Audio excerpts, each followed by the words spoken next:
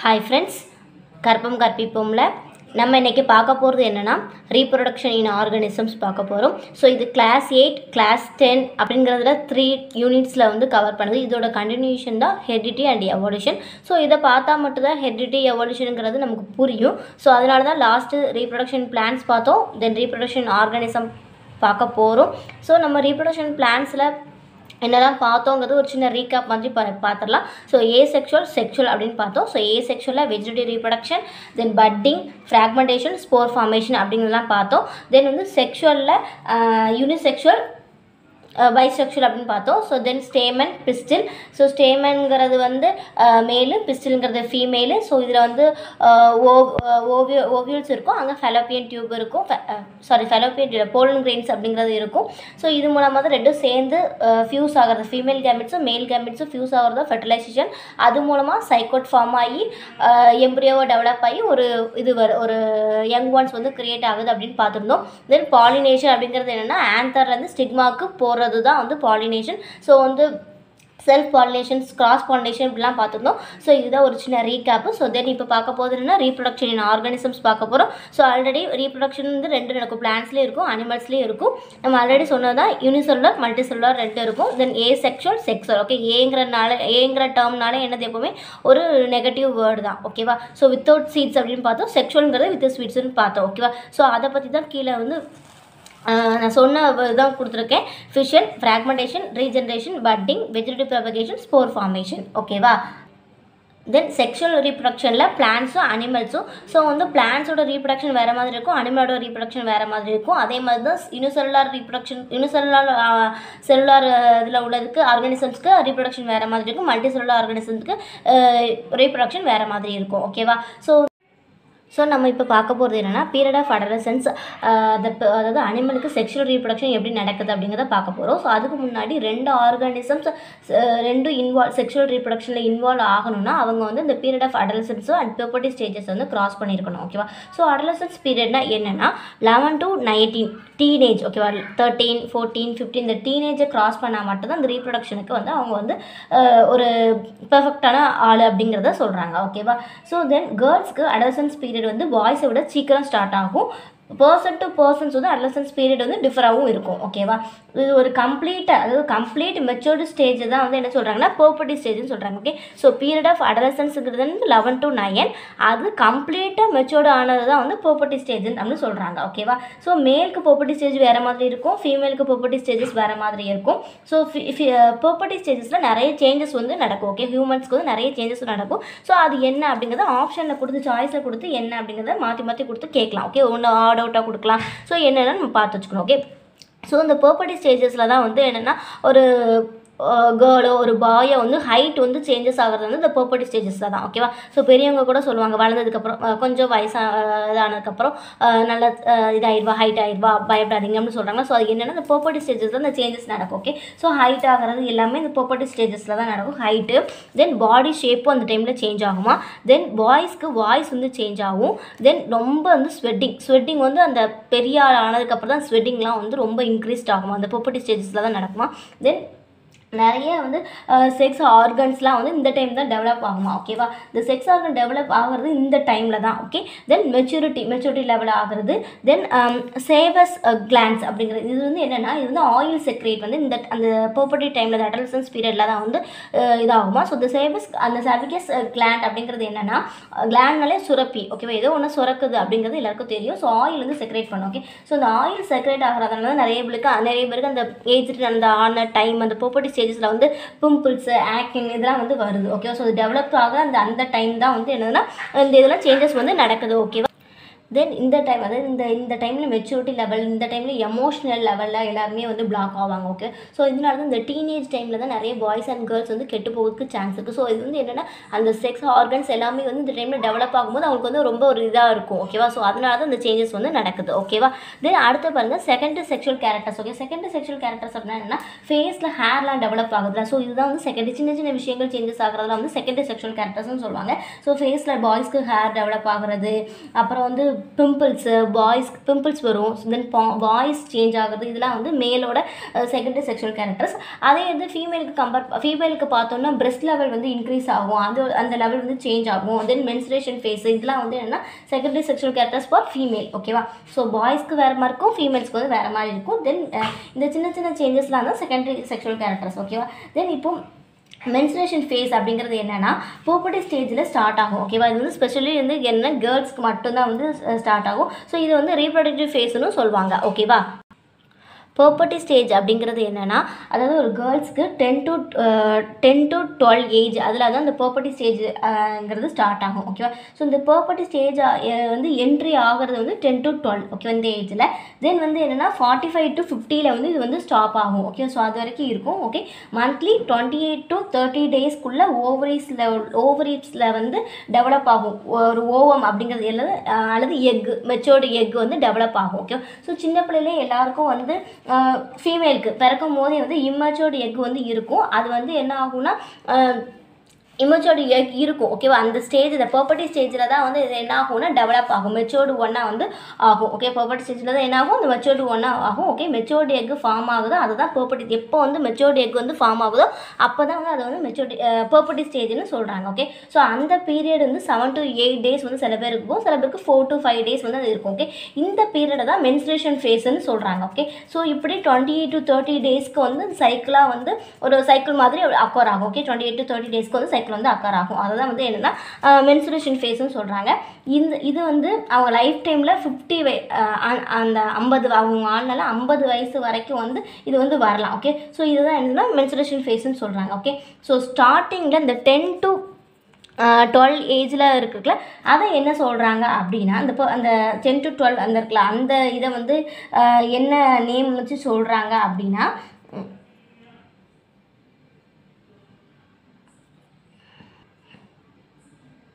என்ன சொல்கிறாங்கன்னா மெனார்கி அப்படின்னு சொல்கிறாங்க. ஓகே, ஸோ மெனார்கின்னு சொல்கிறாங்க. அதே இந்த 40 to 50 ஏஜில் ஸ்டாப் ஆகும்னு சொன்னாலும் அதை வந்து மெனோபாஸ்ன்னு சொல்கிறாங்க. ஓகே, மெனோபாஸ்ன்னு சொல்கிறாங்க. மெனோபாஸ் அப்படிங்கிறது என்னென்னா ஸ்டாப்பேஜ் ஆஃப் மென்ஸ்ட்ரேஷன். ஓகே, மெனோபாஸ்ங்கிறது என்னது, ஸ்டாப்பேஜ் ஆஃப் மென்ஸ்ட்ரேஷன் இன்னொரு நேம் சொல்கிறாங்க. ஓகே, ஸோ 10 to 12ங்கிறது மெனார்சி, 40 to 50ங்கிறது menopause. Okay, stoppage of menstruation. ஓகேவா? தென் இதே வந்து என்னென்னா இது யாருக்கு, ஃபீமேலுக்கு. அதே பாய்ஸ்க்கு வந்து என்னென்னா வாய்ஸ் சேஞ்ச் ஆகும் நான் சொன்னல. ஸோ வாய்ஸ் வந்து கிராக் ஆகும்னு சொல்கிறாங்க. அது ஸ்பெசிஃபிக்கலாக இன்னொரு டேர்மில் சொல்லுவாங்க, வாய்ஸ் பாக்ஸ்னு சொல்லுவாங்க. ஸோ ஓகே, இந்த வாய்ஸ் பாக்ஸ் ஒன்று இருக்கும், அது வந்து எங்கே இருக்குன்னா அவங்க தொண்டையில் அந்த இதில் இருக்கும். அது வந்து பர்சனாலிட்டி பார்ட் அப்படின்னு சொல்லுவாங்க. அந்த டெவலப் ஆகிறது என்ன சொல்கிறாங்கன்னா ஆடம்ஸ் ஆப்பிள் அப்படிங்கிற ஒரு வேர்டை வந்து புக்கில் வந்து மென்ஷன் பண்ணியிருக்காங்க. ஆடம்ஸ் ஆப்பிள் அப்படிங்கிறது வந்து டெவலப் ஆகும். ஸோ அந்த வாய்ஸ் பாக்ஸ் வந்து இன்க்ரீஸ் ஆகும்போது தான் அந்த சேஞ்சஸ், அந்த பாய் வந்து புபர்ட்டி ஸ்டேஜஸ் வந்து அட்டெண்ட் பண்ணிட்டாங்க அப்படிங்கிறத வந்து நம்ம வந்து தெரிஞ்சுக்கலாம். ஓகேவா? ஸோ ஒன்ஸ் வந்து ஃபீமேல் அண்ட் ப்ளஸ் மேல் வந்து புபர்ட்டி ஸ்டேஜ் அட்டெண்ட் ஆகிட்டாங்கன்னா அவங்க வந்து ரீப்ரொடக்ஷன் மூலமாக வந்து அடுத்த ஜென்ரேஷனை வந்து ப்ரொடியூஸ் பண்ணுறதுக்கு ஒரு பெர்ஃபெக்டான அவங்க பண்ண முடியும், ரீப்ரொடக்ஷன் பண்ண முடியும். ஓகேவா? ஸோ இதில் நிறைய ஹார்மோன்ஸ் வந்து செக்ரேட் ஆகும். டெஸ்டோஜன் அப்படிங்கிறது வந்து என்னென்னா மேல் இனிமேல் பார்ப்போம் அதில் மேல் ஹார்மோன்ஸ். ஓகே, டெஸ்டோஜன்கிறது என்னது, மேல் ஹார்மோன்ஸ். ஈஸ்ட்ரோஜன்கிறது என்னென்னா ஃபீமேல் ஹார்மோன்ஸ். ஓகேவா? ஸோ டெஸ்டோஜன்கிறது என்னது, மேல் ஹார்மோன்ஸ். ஈஸ்ட்ரோஜன்கிறது ஃபீமேல் ஹார்மோன்ஸ். ஓகே, ஸோ இந்த ஹார்மோன்ஸ் வந்து எங்கே வந்து இது வந்து ஜென்ரேட் ஆகும்னா டெஸ்டஸ் தான் ஜென்ரேட் ஆகும். ஓகே, ஸோ இந்த ரெண்டு ஹார்மோன்ஸும் புபர்ட்டி ஸ்டேஜஸ்க்கு ஹெல்ப் பண்ணும். டெஸ்டோஜன் வந்து மேலுக்கு ஹெல்ப் பண்ணும், ஈஸ்ட்ரோஜன்ங்கிறது ஃபீமேலுக்கு ஹெல்ப் பண்ணும். ரெண்டுமே ஹெல்ப் பண்ணும். ஓகே, ஸோ இது வந்து புபர்ட்டி ஸ்டேஜுக்கும் ஹெல்ப் பண்ணும், ரீப்ரொடக்ஷனுக்கும் ஹெல்ப் பண்ணும். ஓகே, ஸோ இதுக்குன்னு ஒரு தனி இது பார்க்கலாம். ஓகே, மேலுக்கு தேவையான ஹார்மோன்ஸ் என்னெல்லாம் அப்படிங்கிறதையும் நம்ம பார்ப்போம். ஓகேவா? தென் மேல் ரீப்ரொடக்டிவ் சிஸ்டம். ஸோ மேல் ரீப்ரொடக்டிவ்க்கு தேவையான என்ன ஆர்கன்லாம் பார்க்கலான்னு சொன்னல. ஸோ ஃபஸ்ட்டு என்ன ஆர்கன்னா pair of testis. Okay, 2 tests இருக்கும். தென் 2 ஸ்பெர்ம் டக்ட்ஸு, தென் பெனிஸ். ஓகேவா? ஸோ பெனிஸ் மூலமாக தான் வந்து ஸ்பெர்ம் வந்து வெளியே வரும். ஓகேவா? ஸோ வந்து ஃபெர்டிலைசேஷனுக்கு தேவையான வந்து 2 ஒரு மேல் ஜெம் செல். ஓகேவா? ஸோ வந்து ஃபெர்டிலைசேஷனுக்கு எது தேவைன்னா மேல் ஜெம் செல்ஸு. இந்த மேல் ஜெம் செல்ஸுங்கிறது டெவலப் ஆகணும். அதே மாதிரி ஃபீமேலுக்கும் வந்து ஃபீமேல் ஜெம் செல்ஸ் செல்ஸுங்கிறது டெவலப் ஆகணும். ஓகேவா, அதுலேயும் டெவலப் ஆகணும். ரெண்டும் சேர்ந்தது தான் வந்து ஃபெர்டிலைசேஷன் பண்ண முடியும். Okay, so male germ cells அப்படின்னு சொல்கிறது வந்து என்னென்னா ஸ்பெர்ம், அதுதான் ஸ்பெர்ம்னு சொல்கிறாங்க. ஓகே, ஸோ ஸ்பெர்ம்ங்கிறது ஒரு செல்லு தான். ஓகே, நம்ம பிக்கஸ்ட் செல் என்ன பார்த்தோம், ஆஸ்ட்ரிச் எக்குன்னு சொல்லலாம். ஸோ எக்குங்கிறது ஒரு செல்லு தான். ஓகே, நிறைய செல்லாம் இருக்கும். ஓகே, ஸ்பெர்ம்குள்ள நிறைய செல் இருக்கும். ஓகேவா, ஸோ இந்த ஸ்பெர்ம்ங்கிறது வந்து என்ன இருக்குன்னா ஹெட் இருக்கும், மிடில் பீஸ் இருக்கும், டெயில் இருக்கும். இந்த டெயிலுங்கிறது ரொம்ப லாங்காக இருக்கும். ஓகே, ஸோ லாங்காக இருக்கிறதுனால தான் ப்ரொபகேட் பண்ணி இந்த ஃபீமேல் ரீப்ரொடக்டிவ்க்குள்ளே போக முடியும். ஓகேவா, ஸோ ஸ்பெர்ம்ங்கிறது ஒரு ஜெனட்டிக் மெட்டீரியலும் வந்து கண்டெயின் ஆகிருக்கும். ஓகேவா, ஸோ தென் வந்து இது எங்கே இருக்குது, இந்த ஸ்பெர்ம்ங்கிறது வந்து எங்கே வந்து ஃபார்ம் ஆகுது அப்படிங்கிறதையும் பார்க்கலாம். ஃபர்ஸ்ட் இந்த ஸ்பெர்ம்ங்கிறது ஃபார்ம் ஆகுறது என்னென்னா எங்கே, இது வந்து இந்த டெஸ்டிஸில் வந்து இருக்கும். ஓகேவா, ஸோ என்னதில் இருக்கும், டெஸ்டிஸில் வந்து மேல் ரிப்ரொடக்டிவ் ஆர்கனில் உள்ள டெஸ்டிஸில் இருக்கும். ஸோ டெஸ்டிஸ்ங்கிறது நம்ம என்ன பார்த்தோம், 2 பேர் ஆஃப் டெஸ்டிஸ்ன்னு பார்த்தோம்னா, ஸோ 2 டெஸ்டிஸில் ஏதோ ஒரு டெஸ்டிஸ் வந்து ஸ்பெர்ம் வந்து ப்ரொடியூஸ் பண்ணும். ஓகேவா, தென் இந்த டெஸ்டிஸ்ங்கிறது தான் ஹார்மோனையும் ஜென்ரேட் பண்ணும், டெஸ்டோஸ்டிரான் அப்படிங்கிறத வந்து ஜென்ரேட் பண்ணும். ஓகே, இந்த டெஸ்டோஸ்டிரான்ங்கிறது வந்து எதுக்கு ஹெல்ப் பண்ணுன்னு பார்த்தோம், ப்ராப்பர்ட்டிக்கும் ஹெல்ப் பண்ணும், ரீப்ரொடக்டிவ் ஹெல்ப் பண்ணும் அப்படிங்கிறத பார்த்தோம். ஸோ இந்த டெஸ்டிஸ் அப்படிங்கிறது எங்கே இருக்கும்னா அப்டோமன் கேவிட்டியில் ஸ்க்ராட்டமில் இருக்கும். Okay, so where is located அப்படி கேட்டாங்கன்னா எங்கே இருக்கும், ஸ்க்ராட்டத்தில் லொக்கேட் இருக்கும். எங்கே இருக்குன்னு கேட்டான்னு சொல்லணும், ஸ்க்ராட்டத்தில் லொக்கேட்டாக இருக்கும். ஓகேவா, இந்த ஸ்பெர்ம்ங்கிறது வந்து என்ன ஆகும்னா இந்த வேர்ஸ் டிஃபரன்ஸ் இருக்குல்ல, இது மூலமாக தான், இது இந்த வேர்ஸ் டிஃபரன்ஸுங்கிற ஒரு டியூப் இருக்கும், இது மூலமாக தான் வந்து வெளியே இந்த பாதை வழியாக தான் வெளியே வந்து வரும். ஓகேவா, ஸோ வர வழியில் தான் ப்ரோஸ்டேட் அண்ட் செமினல் வெசல்ஸ் அப்படிங்கிற 2 கிளான்ஸ் வந்து என்ன ஆகும்னா சுரக்கும். கிளான்ஸ்னாலே நம்ம சுரக்குன்னு பார்த்தோம். இது வந்து ஒரு ஃப்ளூயிட் சப்ஸ்டன்ஸை இந்த ஸ்பெர்ம் மூலமாக வந்து ஸ்பெர்ம் மேலே வந்து இதாக ப்ரொடியூஸ் பண்ணும். இந்த ஸ்பேம் மேலே வந்து தெளிக்கணும்னு வச்சுப்போமே, அப்படி தெளிக்கிறதுனால தான் இந்த ஸ்பெர்ம்ங்கிறது வந்து என்ன ஆகும்னா ஒரு ஃப்ளூயிட் சப்ஸ்டன்ஸாக கண்டெய்னாக இருக்குது. ஓகேவா, ஸோ எதனால இருக்குது அப்படி கேட்டாங்கன்னா ப்ரோஸ்டேட் தென் செமினல் வெசல்ஸ் அப்படிங்கிறது மூலமாக. ஸோ இது ரொம்ப ரொம்ப இம்பார்ட்டன்ட். எது மூலமாக இது இருக்குன்னா ப்ரோஸ்டேட் தென் செமினல் வெசல்ஸ் மூலமாக தான் வந்து இந்த ஸ்பெர்ம்ங்கிறது வந்து ஒரு லிக்விட் ஃப்ளூயிட் சப்ஸ்டன்ஸ் மாதிரி இருக்குது. ஓகே, ஸோ இந்த வாஸ் டிஃபரன்ஸ் போகிற வழியும் இந்த யூரினரி பிளாடரும் வந்து சேமாக ஒரே பிளேஸில் கனெக்ட் ஆகும். ஓகே, கனெக்ட் ஆகிரும். ஸோ கனெக்ட் ஆகுது இது 2 வந்து யூரித்ரா வழியாக, அதாவது யூரினரி பிளாடரில் உள்ள வழியே வரதும் இந்த ஸ்பெர்மும் வந்து ஒரே யூரித்ரா வழியாக தான் வந்து வெளியே வந்து எதுனாலும் வரும். ஓகே, ஸோ இந்த யூரித்ராக்கு வந்து 2 வேலை பார்க்குது. ஒன்று வந்து யூரின் வந்து இந்த யூரித்ரா வழியாக தான் போகும், அதே மாதிரி ஸ்பெர்மும் வந்து யூரித்ரா வழியாக தான் வந்து வெளியே வரும். ஓகே, தென் அதுக்கப்புறம் ஃப்ளூயிட் வந்து எப்படி வந்துச்சு அப்படின்னு கொஷினில் கேட்டிருக்காங்க.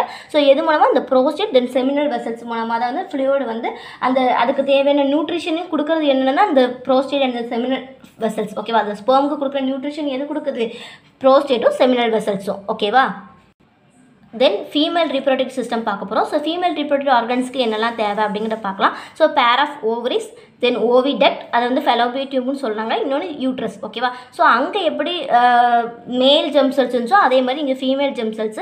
அங்கே மேல் ஜெம் செல்ஸ் என்ன சொல்லுவாங்க, ஸ்பெர்ம்னு சொல்லுவாங்க. இங்கே ஃபீமேல் ஜெம் செல்ஸ் என்ன சொல்லுவாங்கன்னா ஓவா அல்லது எக்ஸ்ன்னு சொல்லுவாங்க. ஓகேவா, ஸோ இந்த ஓவா எக்குங்கிறது சிங்கிள் செல் தான். ஓகே, எக்கு எங்கேருந்து ப்ரொடியூஸ் ஆகுதுன்னா ஓவரிஸ். இது வந்து எங்கேருந்து ப்ரொடியூஸ் ஆகுது, ஓவரிஸ்லேருந்து ப்ரொடியூஸ் ஆகுது. ஸோ எக் எங்கேருந்து ப்ரொடியூஸ் ஆகுது, ஓவரிஸ்லேருந்து ப்ரொடியூஸ் ஆகுது. ஓகே, ஸோ இந்த ஓவரிஸ்ங்கிறது எதை ஜென்ரேட் பண்ணுது, ஈஸ்ட்ரோஜன்ங்கிறது ப்ரொடியூஸ் பண்ணுது.